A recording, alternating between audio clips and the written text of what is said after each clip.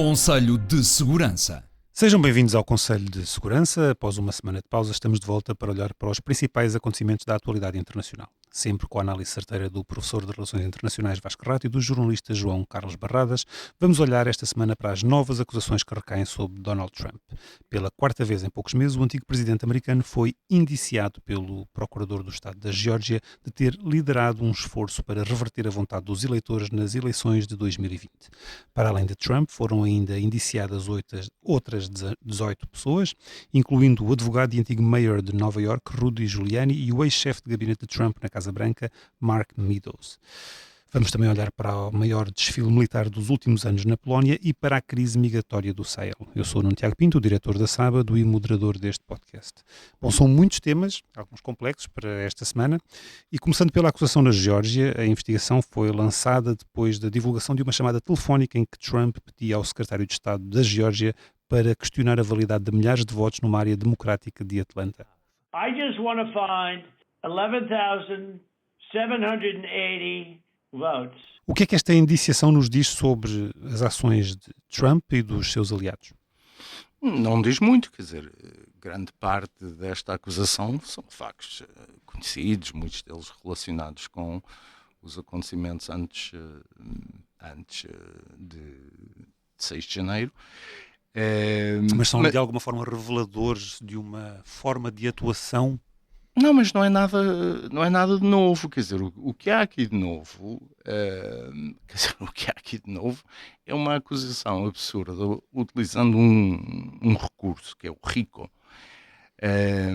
que na prática... Queres explicar que aquela é uma lei que normalmente utilizada para as organizações criminosas, não é? Criminosas, certo, e portanto foi desenvolvida para atingir os chefes mafiosos que não sujavam as mãos nos crimes, mas eram implicados nos crimes. E, portanto, quer dizer, esta acusação tem alguns problemas. Desde logo, esta ideia de que estas pessoas, para além daquelas que não estão diretamente indiciadas, que estas pessoas agiram de forma criminosa. O que isto na prática acho que revela, quer dizer, é mais uma, quer dizer, praticamente todas as semanas há novas acusações, não é? Já vamos em 4 sérias. O que isto revela é uma clara politização da justiça. Veja-se que a procuradora da Geórgia, que lançou esta acusação, quer que o julgamento comece no dia 4 de março, que é um dia antes da Super Tuesday, das grandes primárias. Portanto, há um intuito político nisto, não é? Ela quer começar em 6 meses, não é? Sim, mas não vai, quer dizer, isso não dá tempo à defesa, sobretudo quando estamos a falar de 19 pessoas, não dá tempo à defesa para se preparar. Portanto, eu duvido que este julgamento possa acontecer em menos de 2 anos.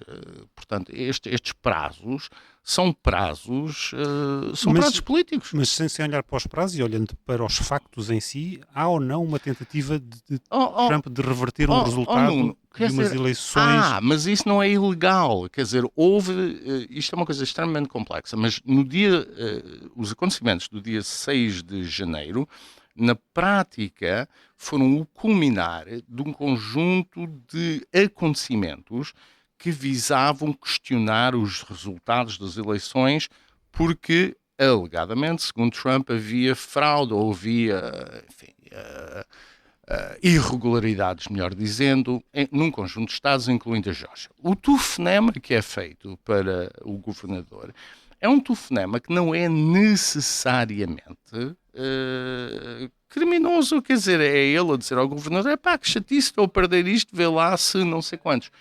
Não é uma intenção, o que ele não disse é arranja-me ilegalmente votos para eu ganhar. Não foi isso que foi dito, não é isso que revela a gravação. Nós ouvimos ainda agora a gravação. Sim, mas a gravação não diz isso. A gravação e o contexto da gravação, o que ele está a dizer é que estamos a perder, quer dizer, vê lá se arranjas aí, mas quer dizer, isso não quer dizer, não é? Usa uma aldrabice qualquer para descobrir esses votos, coisas dos géneros, é que chatice, vê lá se não há aí 14 mil votos por contar, uma coisa assim do género. Quer dizer, eu não acho que isto seja necessariamente um acto criminoso, quer dizer, isto é um acto político, não é? E que resulta da forma como se fazem eleições nos Estados Unidos. Quer dizer, eu já disse isto mais do que uma vez aqui. Quer dizer, se as eleições fossem realizadas como são em Portugal, não é? Põe-se a cruz no papelinho e contam-se os votos com toda a gente a ver, mas não é assim que a coisa é feita nos Estados Unidos. O que provoca, e não é de agora, porque o questionar dos resultados é uma prática comum desde 2000. Não é? Em todas as eleições, os perdedores questionam. A Hillary Clinton questionou, o Al Gore questionou. Portanto, não há aqui nada de novo. Quer dizer, o que há é uma tentativa, a meu ver, de criminalizar comportamentos políticos. Quer dizer, eu se estou com 16 pessoas ou 19 pessoas a tentar descobrir uma forma, não é, de questionar os resultados eleitorais, isso não faz de mim um criminoso. Quer dizer, isso é um acto político. O que está aqui a acontecer é a justiça, parte da narrativa que Trump sabia que tinha perdido e estava a tentar fazer uma falcatrua. Isso é que é um acto criminoso. Mas o que está por demonstrar, e que ninguém conseguiu demonstrar até agora, é que Trump alguma vez estivesse convencido de que tinha perdido. E, portanto, Trump, se genuinamente pensava que tinha ganho as eleições, nada daquilo que fez é ilegal. É apenas um conjunto de atuações políticas que podem ser excessivas, de mau gosto, seja o que for, mas não são ilegais. Cabem dentro das normas constitucionais que permitem aos candidatos questionarem os delegados ao colégio eleitoral, como, aliás, como eu disse há pouco, tem acontecido em todas as eleições. Achas, João, que na tua opinião Eu estou que foi uma caladinho tentativa coletiva, como também já foi dito, de tentar apenas influenciar, ou foi atravessada uma linha que leva depois às tais acusações de pedido a um funcionário público para violar o seu juramento, conspirar para cometer fraude, para conspiração para representar o papel de um funcionário público ou para preencher até falsos documentos? Eu estou caladinho por uma questão de boa educação, para não me rir em voz alta e para não bater na mesa. Eu penso que é mais simples se nós reduzirmos isto, não à discussão jurídica de cada caso, mas se fizermos o cenário para aquilo que vai ser a campanha eleitoral. Das acusações contra Trump, duas são crimes federais. Trata-se desta acusação que é feita agora na Geórgia e da acusação que existe e que, não é um crime federal e que na Geórgia, é estatal. A estatal, o da Geórgia. E temos um crime federal que é a questão dos documentos que terá levado ilegalmente para a sua residência. E conta com um português? Existe sempre um português metido nestas coisas. E que conta com um funcionário português, não nada de extraordinário.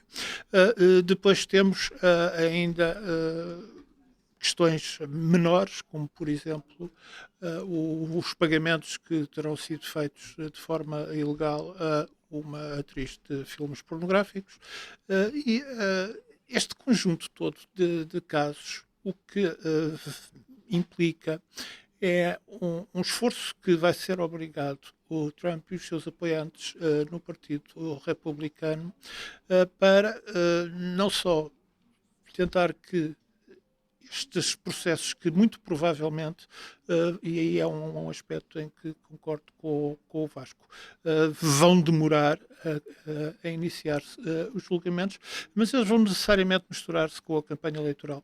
Não que isso faça a grande moça a Trump, não que isso faça a grande moça a Trump naquilo que tem a ver com a luta pela dominação no Partido Republicano, porque a não ser que, entretanto, também surjam outros casos ou escândalos em que Trump esteja envolvido e do qual de momento não temos conhecimento, é praticamente assegurada a sua nomeação como candidato pelo Partido Republicano, apesar de apenas só em janeiro é que começa o processo Sim, porque disputa. apesar de tudo isto, não há sinais de que a sua base de apoio dentro do partido... A sua base de apoio dentro do Partido Republicano está muito sólida, é uma vantagem muito grande sobre os demais competidores, portanto, a garantia de escolha de Trump como candidato do Partido Republicano pode-se dar como adquirido.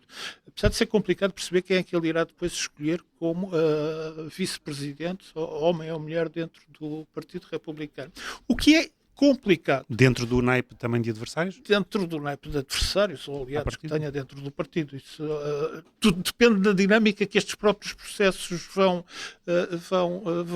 ter e da maneira como Trump se comportar, porque ele já fez diversas declarações e é de presumir que venha a repetir e a agravá-las em período eleitoral contra os juízes que são profundamente insultuosas e que, muito provavelmente, a continuar desta forma, vai acabar por lhe acarretar mais processos judiciais por desrespeito ante os tribunais.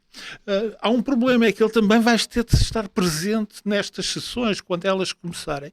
Isso aí irá já entrar em linha de conta naquilo que será a campanha contra Biden, porque Biden também tem assegurado a sua nomeação como candidato pelo Partido Democrata, se não tiver nenhum percalço de saúde até lá.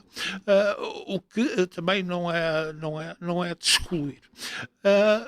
Ora, o problema é que, se a base republicana é muito sólida, este constante matraquear de acusações e processos em torno de Trump tem um efeito que é difícil de medir ao longo do tempo em relação ao eleitorado independente ou que oscila entre os dois partidos. Portanto, há o sério risco, e isso é notório já por declarações e reações de alguns dirigentes republicanos, como por exemplo aconteceu agora quando foram divulgadas estas acusações no estado da Geórgia, de que se dentro do Partido Republicano a sua base se reforça, a nível nacional, junto do eleitorado independente e oscilante, isso pode não vir a acontecer, bem pelo contrário. Mas se isso se vai transformar também num apoio a Biden, é algo que não sabemos no momento. Portanto, nós vamos ter estas dinâmicas na campanha e que vão-nos mostrar uma vez mais a América como um país dividido. O problema não é o país está dividido, os países estão frequentemente divididos em dois blocos sensivelmente iguais. O problema é termos um bloco, ou sobretudo entre os trumpistas, de índole paranoica conspirativa, e de, sobretudo, quer do lado republicano, quer do lado democrata, e pelo que se entende, junto da maior parte da população, há uma desconfiança cada vez maior em relação àquilo que é o seu sistema de justiça, o próprio sistema eleitoral, que é sistematicamente contestado, e que estas coisas não se resolvem em tribunal. Basta lembrarmos do caso da cadeia conservadora de televisão Fox, que acabou, e ainda tem mais processos pela frente, de fazer um acordo extrajudicial que lhe saiu caríssimo, precisamente por causa de alegações que fez sobre irregularidades que existiam na utilização de contagem eletrónica de votos. Ela foi processada pela empresa, acabou por ter de fazer um acordo extrajudicial porque não conseguiu provar estas acusações. Ou seja, isto resolveu-se fora de tribunal, ou resolver-se em tribunal, muito provavelmente com uma condenação da Fox, mas em termos políticos, em termos ideológicos, em todo o país, é isso que está em causa. Portanto, o que nós vamos ter de seguir ao longo destes processos judiciais de Trump tem muito a ver, primeiro, com o seu comportamento, porque ele é indevido para dar tiros nos pés, com uma frequência excessiva, se continuar neste caminho de insultar sistematicamente os juízes e os procuradores. E, por outro lado, como é que esta concentração em torno de Trump dentro do campo republicano afeta e se reflete e se tem paralelo junto do conjunto do eleitorado. Isso, o João trouxe uma questão interessante, é como é que é possível, ou se é que é possível a Trump, de alguma forma, alargar a sua base de apoio? Não, mas este é que é o problema, quer dizer, tudo isto, eu não discordo, quer dizer, há uns pormenores que discordo do João, mas não discordo em geral, mas todo o discurso do João demonstra uma coisa absolutamente inequívoca, é que esta gente, no sistema judicial, está a tentar condicionar as eleições. Porque todos eles sabem que, perante o provável candidato republicano à presidência, estes actos são actos políticos. Quer dizer, se houvesse aqui o único Mas atenção, caso, o alegado caso, crime está primeiro do facto de ele ser candidato. O alegado crime não é crime nenhum. Quer dizer, o único caso Isso é para discutir em tribunal. Sim, Desculpa, daqui a 2 ou 3 anos podemos voltar a fazer este programa e vês que o único caso onde, do ponto de vista jurídico, o crime, quer dizer, tu disseste, eu não quero falar sobre as questões jurídicas, mas as questões jurídicas é que interessam neste caso, porque o único dos 4 casos que tem alguma substância é, de facto, os documentos, onde há uma gravação do Trump. Eu podia ter desclassificado isto e não desclassificado. Este caso de George é Esse daqueles caso- de bradar aos este caso céus. de Geórgia- É uma coisa que lembra este indivíduos caso como de o Valdo Geórgia- Azevedo, como o José Sócrates. João, Até para foi culpado. este caso da Geórgia é uma anedota. Tem 161 actos atribuídos a estas pessoas, actos criminosos. Tanto que não é incluindo- anedota que o número de incluindo- testemunhas de acusação, entre as testemunhas de acusação, encontra-se o próprio secretário de Estado da Geórgia, ou seja, o indivíduo responsável pelo escrutínio do processo eleitoral, a quem Trump falou, assim na boa, epá, vê lá se arranja-se aí os votos. Republicano. Que é republicano. Claro, pois, tudo isso. Mas o ponto aqui é que a acusação também alega que há um conjunto de afirmações falsas, uma série de coisas. Quer dizer, estas coisas são juízos políticos, não é? Não há aqui uma prova absolutamente inequívoca para além de qualquer sombra de dúvida destas coisas. E o que se está a fazer, o que se está a fazer, porque estes procuradores... Vasco, Quer dizer, mas começou isso é o quê? logo em Nova Iorque. Isso é a função do tribunal, é Não. provar, Não, mas eu analisar não se estou estas a acusações falar- têm fundamento. Eu não estou a falar do tribunal, estou a falar dos procuradores politizados que começam logo no Departamento da Justiça e que nada têm feito, por exemplo, perante as acusações muito mais graves de corrupção da família Biden. Não se vê o Departamento da Justiça a agir, vê-se a comunicação social Vasco, caladinha. ainda agora foi nomeado um investigador especial. Sim, e sabes porquê? Porque o acordo que E sabes havia porquê? extrajudicial por parte num processo que E envolve qual era esse o acordo filho, extrajudicial? o filho de Biden, Qual era o ficou acordo sem extrajudicial? fundamento. Foi Era- uma juíza que rejeitou o acordo porque o acordo dava imunidade a Biden, a Hunter Biden, por tudo o que viesse a surgir. E Portanto, porque foi um acordo... sim, sim, e porque foi considerado um dos aspectos desse acordo, designadamente em relação à posse ilegal de armas, como extremamente dúbio. Mas ele estava preparado Mas ser... aí começamos a entrar nos tais pormenores, era isso que eu estou a dizer. Não, mas que os provavelmente pormenores faz são sentido. importantes. Eu sei, mas que não faz sentido neste Quer dizer, programa. Pois E, pode não portanto, fazer, o mas tu, que- quer dizer, tu tu- partes tu- da narrativa não, que tudo isto é verdade. Eu não O estou a que partir de narrativa nenhuma, eu constato apenas que a acusação é tal. Tu afirmas que a acusação à partida está viciada por motivos E políticos. pelas razões que tu referiste, aliás, porque é uma tentativa de condicionar a candidatura e de evitar que Trump tenha condições para disputar o Vasco, pode eleitorado ser independente. visto assim. Não há, Estas acusações eram não há, inevitáveis. João, não há nenhuma razão para esta procuradora crer que o julgamento comece a 4 de março de 2024. A menos que a intenção seja condicionar os resultados das primárias. Não há outra razão Vasco, a e questão os é 6 que meses que ela os está a tentar advogados do dar... Trump vão não é pedir sério. que o julgamento não seja realizado em determinada circunscrição, que seja noutra circunscrição. Vai ser contestado e vai ser Tudo isso adiado. vai ser Como é contestado, evidente, tudo isso porque vai isto- enviar adiados. Mas É um processo que isto vai, obviamente, todos estes processos se vão isto arrastar. é um processo E, político. inevitavelmente, Ok, vão posso coincidir com concluir? o processo eleitoral. Deixa-me concluir, já expressaste a tua opinião. Isto é um processo político, é uma coisa que eu acho extremamente preocupante. Nunca na história dos Estados Unidos se assistiu a uma coisa desta natureza e é muito difícil, nestas condições, falar em eleições livres nos Estados Unidos. Portanto, há uma tentativa, eventualmente até coordenada, mas não sei se é coordenada ou não, mas há uma tentativa destes procuradores, começando logo pelaquela anedota de Nova Iorque dos pagamentos à Storm, não é? Isto do ponto de vista da culpabilidade criminal, e é disso que estamos a falar, porque são acusações criminais, não tem ponta por onde se pega. E é uma tentativa de criminalizar actos e discursos políticos. Ao longo dos últimos 8 anos temos visto muitas coisas que nunca tínhamos visto, aliás, na história dos Estados Unidos, coincidentemente, desde a entrada em cena de Trump na política americana. Mas atenção, não vamos esquecer que Trump, a questão de fundo é que Trump recusa os resultados eleitorais. Essa é a questão de fundo.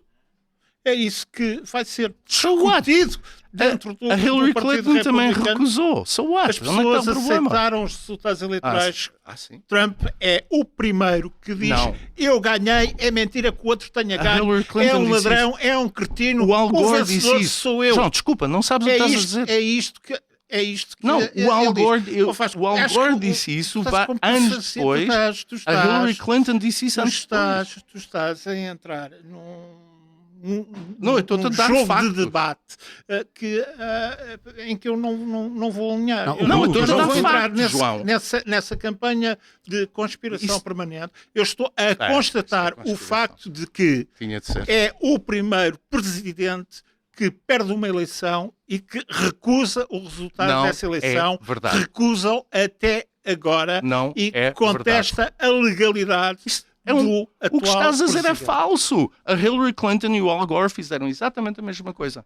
Todos os presidentes que contestaram resultados eleitorais a partir do momento em que os seus opositores tomaram posse reconheceram a legitimidade desses opositores falso. como chefes de Estado. Não é Nenhum deles fez o Eu dou outras contrário. citações Nem do programa. inclusivamente Richard Nixon, quando Não, perdeu estou a falar as do Richard eleições Nixon, estou a falar para da Hillary John Clinton e Kennedy, do Al Gore. e com razões até plausíveis para poder contestar esses resultados por fraudes em Chicago, Fake news. recorreu a isso. Vamos avançar, porque para assinalar o 103º aniversário da vitória sobre a União Soviética na Batalha de Varsóvia, a Polónia realizou a maior parada militar em décadas.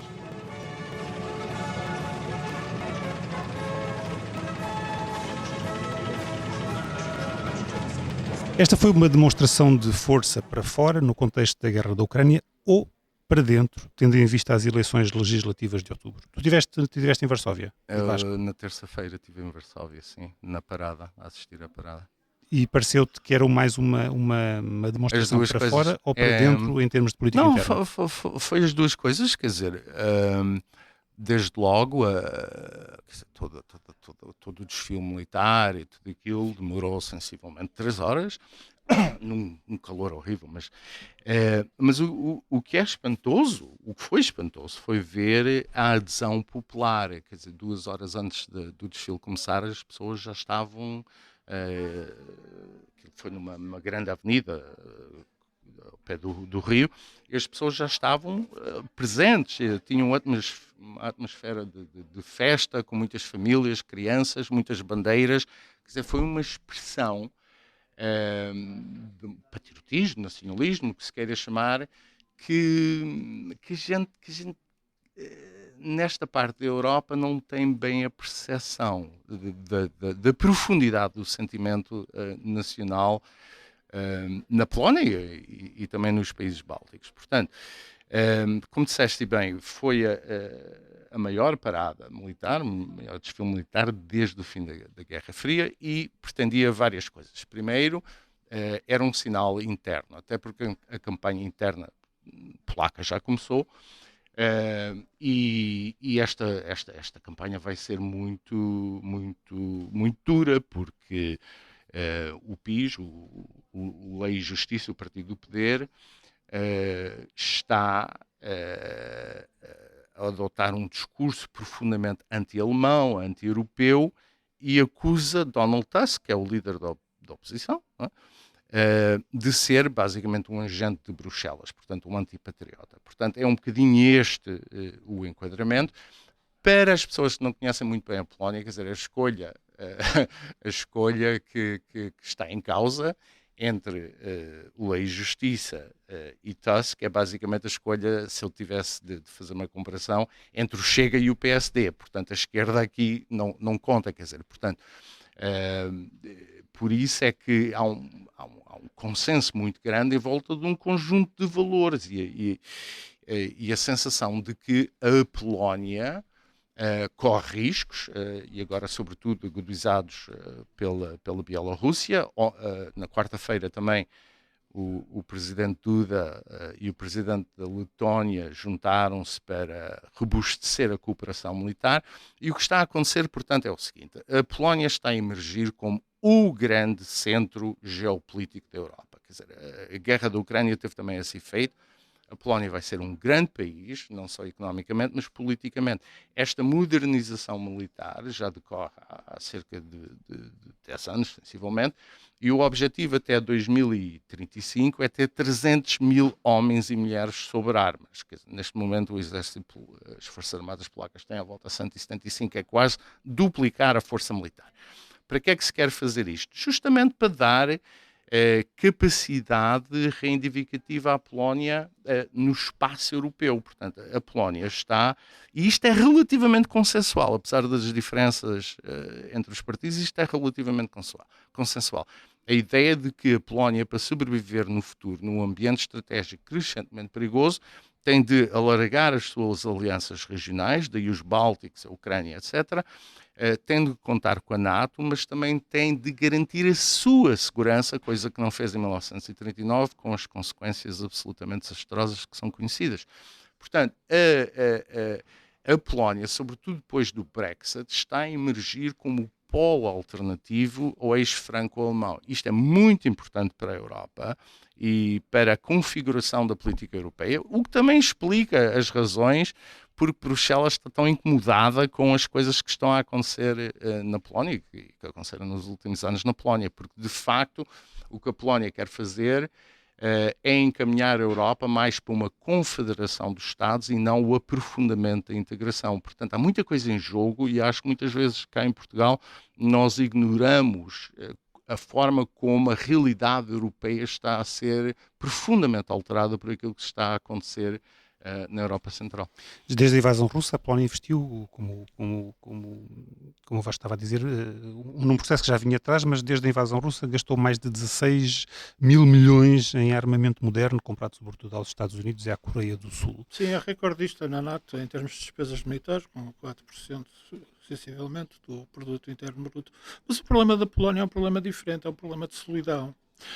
Apesar de eu não discordo com rigorosamente nada do que o Vasco acaba de dizer, mas o problema da Polónia é que vamos começar por lembrar porque é que há esta parada militar. Esta parada que não se realizou nos últimos anos devido à pandemia, celebra um momento-chave na história da Polónia moderna, que é a vitória na Batalha de Varsóvia contra o exército russo bolchevique em 1920. Porquê? Porque isto é o período da renovação e da afirmação e da independência, finalmente, da República Polaca. E aí a solidão da Polónia, porque a Polónia foi repartida, deixemos o período medieval com a grande comunidade polaca-lituana que, enfim, dominava o centro da Europa até a área do Báltico, e passemos ao que veio depois. As sucessivas partilhas da Polónia começaram no fim do século XVIII. Ela viu-se repartida entre aquilo que se tornaram inimigos históricos: o Estado russo, o Império Russo, o Império Austro-Húngaro e ainda depois aquilo que era a ascensão primeiro da Prússia, depois da Alemanha. Este momento de final da Primeira Guerra Mundial, em 1918, que propiciou então essa libertação, coincidiu com a Revolução Bolchevique no Império Russo, a desagregação desse Império Russo, e depois com a tentativa por parte dos bolcheviques de expandirem a Revolução. Era a única maneira, aliás, que na altura haviam de salvar a sua Revolução, para o Ocidente, ou seja, para fazer explodir a Revolução na Alemanha. Por isso era preciso atravessar a Polónia, conquistar a Polónia. E o que redundou foi numa guerra nacionalista entre polacos e russos, e depois com uma grande confusão onde se entram os ucranianos e tudo mais. É um período complexo, mas é este período de afirmação. E desde então, a história da Polónia tem sido sucessivamente a procura de uma garantia de segurança entre aquilo que são os grandes blocos. A Polónia não tem condições para agregar o conjunto da chamada Europa Central, aquilo que são os Estados independentes da Europa Central, por questões históricas, questões de tradição religiosa, e porque os interesses desses países ou se viram para a zona balcânica e implicam outro tipo de relações, ou então se viram para a zona do Báltico, e nós temos, por exemplo, aquilo que é um aliado, digamos que natural, da Polónia, o caso da Lituânia. A Lituânia, tal como a Letónia e tal como a Estónia, tem uma configuração de interesses geopolíticos que a aproxima de outros estados escandinavos. A Polónia tem sempre de encontrar aquele equilíbrio. Como é que funciona a relação à Alemanha, como é que funciona a relação à Rússia. Tendo em conta que a Ucrânia, neste momento, é seu aliado, mas é um aliado que é complicado. Nestas eleições as coisas estão-se a ver porque há, de facto, uma ligeira vantagem do momento do bloco de direita que irá conseguir, talvez pela terceira vez, formar governo. Esta política que há de contestação em relação à União Europeia vai ser reforçada em função daquilo que é o resultado de 3 referendos, de 4 referendos, mas 3 têm as questões essenciais, que têm a ver com o aceitar ou não aquilo que é a política de repartição de migrantes entre países da União Europeia. A pergunta para o referendo será se iremos ou não aceitar imigrantes, isto depois é específico, de África e vindos da Ásia, que a União Europeia pretende repartir pelo nosso país. Implícito está, quando nós já temos, juntamente com a Alemanha, isso está implícito, mais de 1,5 milhão de ucranianos com os quais nós temos uma relação próxima, cultural, inclusivamente em alguns aspectos até de afinidade religiosa. Tem implícito, no fundo, a escolha entre uns e outros. É a escolha entre uns e outros. Depois, uma outra questão também que é fundamental, que vai ser apresentada a este referendo, é a questão social, que vai ter a ver com a idade de reforma. É ou não possível rever a idade de reforma, porque isto vai afetar profundamente a oposição cívica de Donald Tusk. Ele propôs e depois abandonou a ideia de rever a idade da reforma, que é de 60 anos para as mulheres, 65 para os homens. Portanto, isto é um trunfo para o governo. E há uma terceira questão que é importante daquilo que está a ir a referendo, que tem a ver com a privatização das empresas estatais.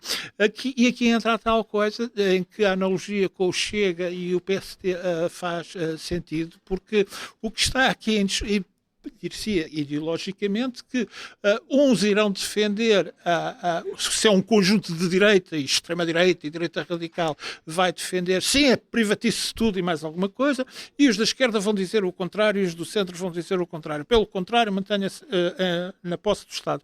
Na Polónia o panorama é diferente, porque a oposição contesta o domínio, o uso e o abuso que o Partido Justiça e Liberdade tem feito ao longo destes últimos anos do controle das empresas públicas. Portanto, é neste conjunto que a Polónia está numa encruzilhada, afirma-se com potência, não tem aliados naturais propriamente ditos dentro do centro da Europa, e está a ver muito mal parada a situação da guerra na Ucrânia, e os últimos desenvolvimentos são desesperantes do ponto de vista polaco. Vão ser umas eleições muito interessantes e vamos ter que provavelmente fazer um 15 de programa, outubro, um programa, cá estaremos. um programa dedicado às eleições na Polónia. Falaste Mas não deixa-me só dizer que era bom que nós começássemos, nós em Portugal, começássemos a ter mais atenção àquilo que está a acontecer, especificamente na Polónia, mas também naquela região, porque isso vai ser absolutamente determinante para o nosso futuro. Nós vamos aqui certamente prestar atenção, e o João referiu uma das questões do referendo, que era a parte da crise migratória, e falando em crise migratória, no Sahel sucedem-se os dias de crise. Nous sommes dans un processus de transition. Nous avons expliqué les tenants et les aboutissants, réitéré toute notre disponibilité à rester ouvert, échanger avec toutes les parties, mais insister sur la nécessaire indépendance de notre pays. Primeiro foram os ataques indiscriminados de grupos armados e milícias, as violações de direitos humanos e alterações climáticas a provocar um enorme êxodo na região. Recentemente já foi o golpe de Estado no Níger, e a tendência é olhar para esta crise como algo que está longe, mas acaba por ter implicações diretas em Portugal. João. Em Portugal e um pouco por todo lado. Repara que nós estamos a gravar esta quinta-feira e hoje é notícia a morte de imigrantes, neste caso do Senegal, ao largo de Cabo Verde. E é diariamente notícia a morte de imigrantes no Mediterrâneo, e uma pressão absolutamente insustentável sobre a Itália, tenha ela governo, seja de que cor política for. E esta pressão é um movimento sistemático que apenas se vai agravar com estas sucessivas crises na zona do Sahel, ou seja, na faixa desértica do Saara e a sul do Saara, de que este golpe no Níger é o último exemplo. Este golpe do Níger, em que temos agora um indivíduo que foi ministro dos Negócios Estrangeiros, é cooptado pelos militares para ser um primeiro-ministro de um aliado de governo de transição, como ele acabou de firmar. Tem importância não apenas pelo facto de estarem estacionadas tropas francesas, tropas norte-americanas no Níger para conter o terrorismo islamita de grupos como o Boko Haram, não apenas porque é necessário para conter as redes de tráfico de migração clandestina que pretendem atravessar o Mediterrâneo para a Europa, mas porque é uma a questão da legitimidade dos governos desta região é cada vez mais complexa, porque numa primeira fase, aquilo que é a Organização Económica dos Países da África Ocidental, em que o peso forte é a Nigéria, disse: isto é inadmissível, nós vamos atuar militarmente se não houver uma situação diplomática a muito curto prazo.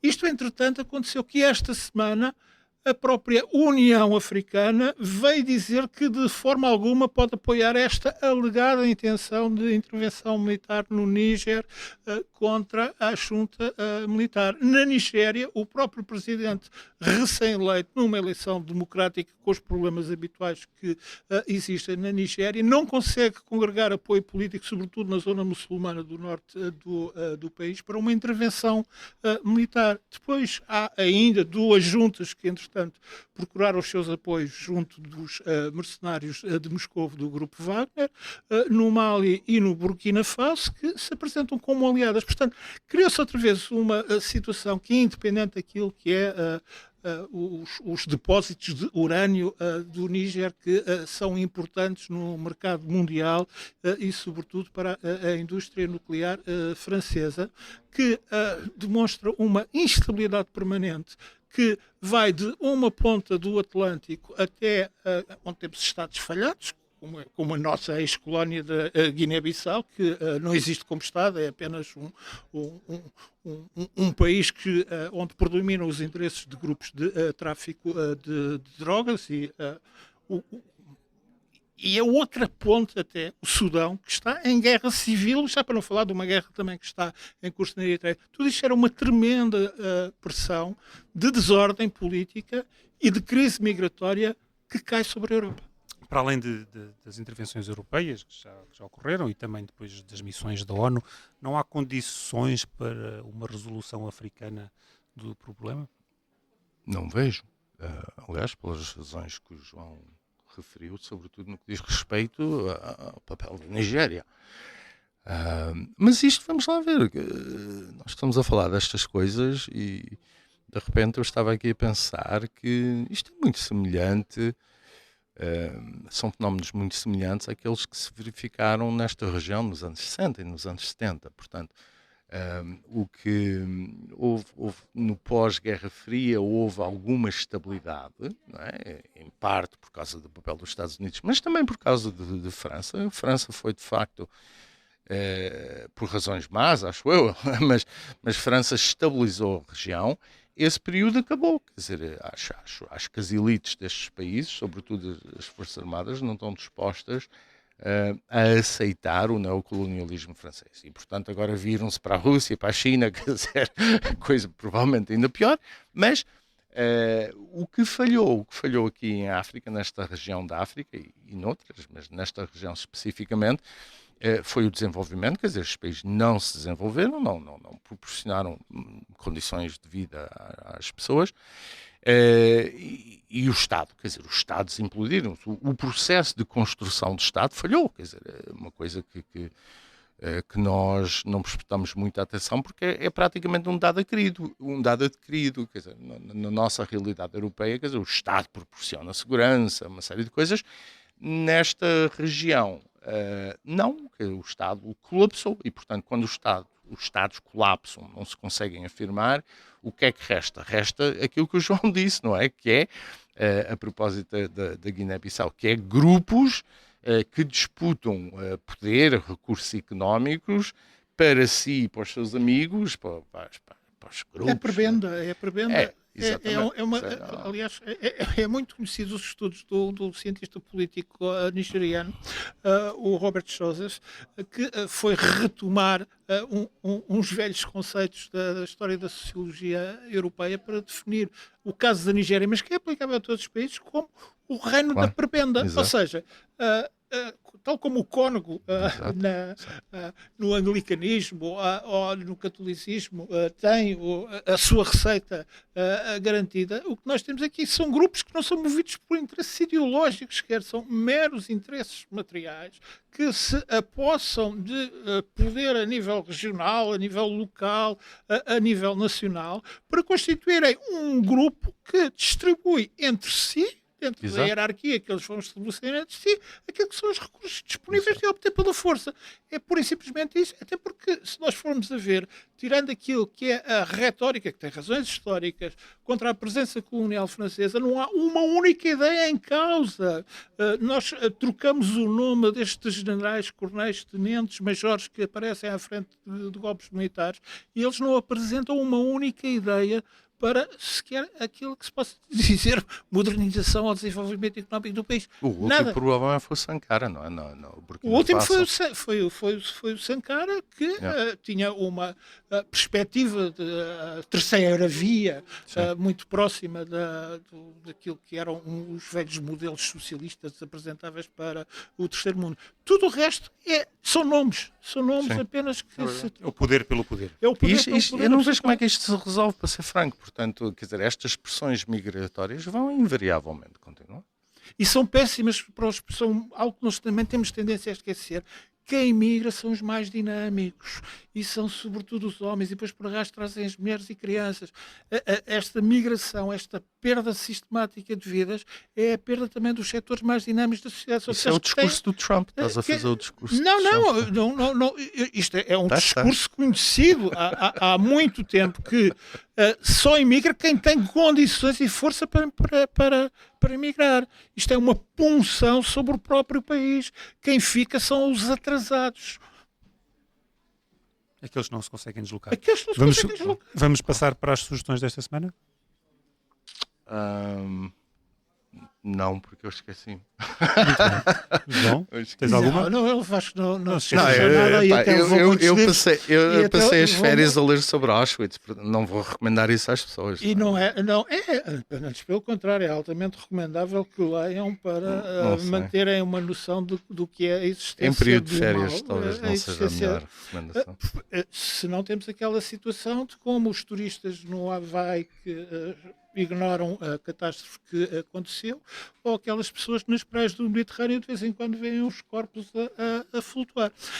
Há um livro fundamental que foi editado em português, é pena que não haja outras obras desta pessoa traduzidas em português, que é de um polaco honorário, mas que é em inglês, chamado Norman Davies. Ele é um dos grandes historiadores do século XX. Eu vejo como o Vasco tinha recomendações para fazer. God's Playground. De facto, Os esse dois campo volumes de recriação de Deus, que é a definição que ele dá para a Polónia, pegando uma velha tradição histórica que existe, é consensualmente a grande obra sobre a história da Polónia. Ele, aliás, até é acusado de ser polonocêntrico, porque põe-nos a pensar a história da Europa a partir do ponto de vista polaco, e é de facto uma história completamente diferente. Mas um dos livros dele que está traduzido em português é bastante volumoso, chama-se Reinos Esquecidos.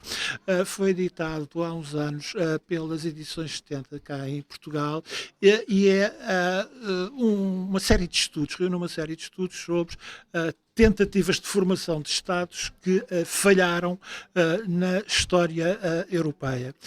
E muitos desses Estados falhados localizam-se precisamente no centro e leste da Europa. Vale a pena ler, por exemplo, alguns capítulos. Vale a pena ler alguns capítulos sobre isso, até para perceber, porque quer no hino polaco dos tempos do romantismo, quer no hino que os ucranianos cantam agora na sua luta com a Rússia, ambos têm o mesmo verso. A Polónia ainda não morreu, a Ucrânia ainda não morreu. Lendo este tipo de obras, percebe-se porque é que ainda não morreu tem tanto significado na história da Polónia. Muito obrigado aos dois. O Conselho de Segurança fica por aqui. Nas bancas está também já a mais recente edição da Sábado, com um tema de capa que se dedica aos luxos mais extravagantes que são possíveis realizar nos hotéis portugueses. Como habitualmente, pode ouvir-nos em todas as plataformas de podcast e também no canal do YouTube da Sábado. Até para a semana.